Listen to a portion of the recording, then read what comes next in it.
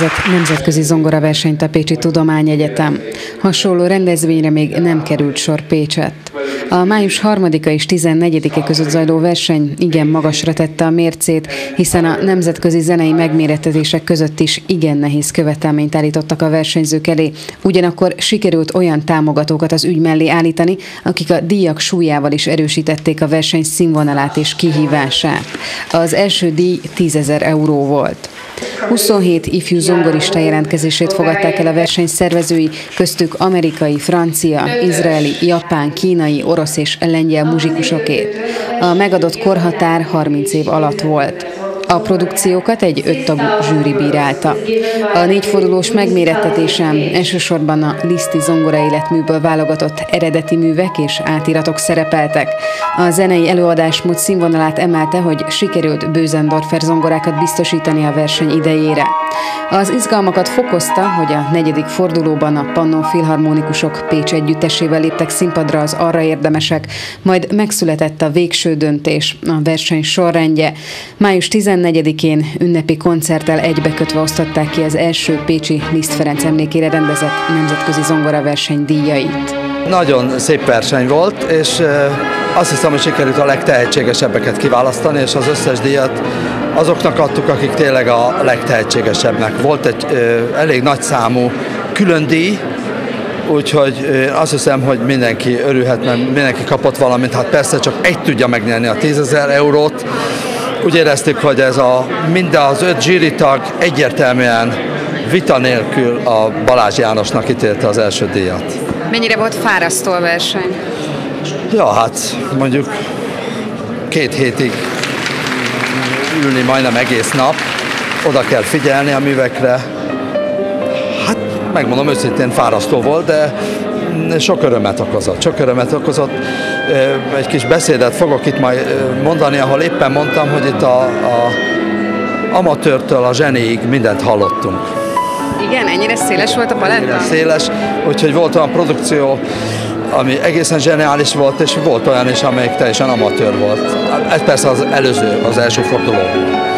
Hogy sikerült a tegnap este, hiszen ez elég nagyszabásúra sikeredett a Pannon Filharmonikusoknak? A tegnap esti az egy gyönyörű koncert volt, és nagyon örülök, hogy a nemzetközi jellege kidomborodott, mert végül is hát a 2 második díjat külföldi nyerte, és gyönyörű koncertet csináltak. Azt hiszem, hogy fiatal emberek, meg lányok így zongorázni, hát tényleg legnagyobb elismerésem. A 3. és a 2. díjat megosztva osztotta ki a zsűri. A dobogó 3. helyén Bál Dávidnak és Lajkó Istvánnak tapsolhatott a közönség, míg a 2. helyen egy nemzetközi páros osztozott, a francia Olivier Benár és az orosz származású Elena Drozdova. Megmondom őszintén, hogy ez alatt a verseny alatt a helyi közönség volt rám a legnagyobb hatással.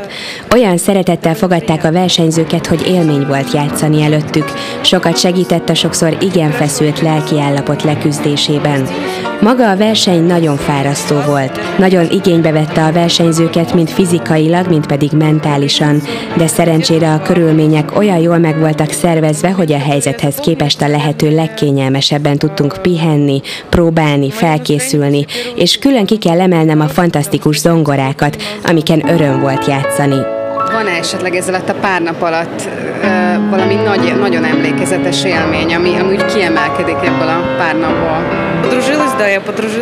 Amire szívesen emlékszem vissza, az a közönség szeretete az első forduló után, illetve új barátságaim születtek, aminek nagyon örülök.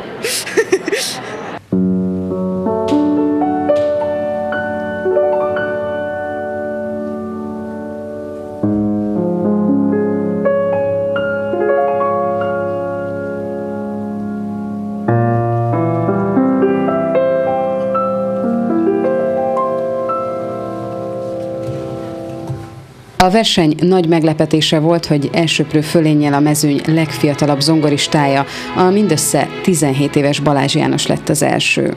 Először is gratulálni szeretnék. Volt-e már hasonló nagyszabású nemzetközi verseny élményed?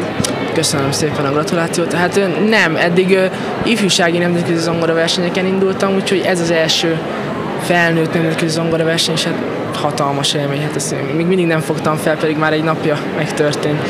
Hihetetlen. Mennyire volt fárasztó ez a verseny? Nagyon, hát ez 4 forduló, ez hihetetlen, ezt lelkileg végigcsinálni, ezt fizikailag mindig koncentrálni, és hihetetlen nehéz volt mindenkinek.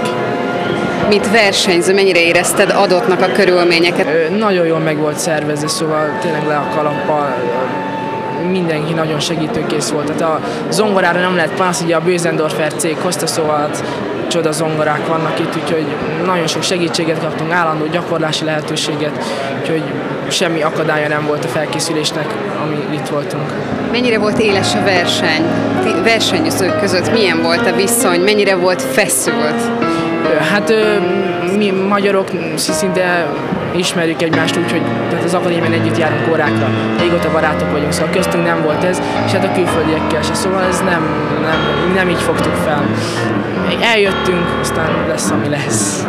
Tegnap estét hogy élted meg? Azt gondolom azért ez ritka alkalom, hogy nagy zenekarral így fellépni. Hát ez nagyon nagy dolog volt, szóval nekem ez életem legszebb napja volt, és hát még el sem hiszem, szóval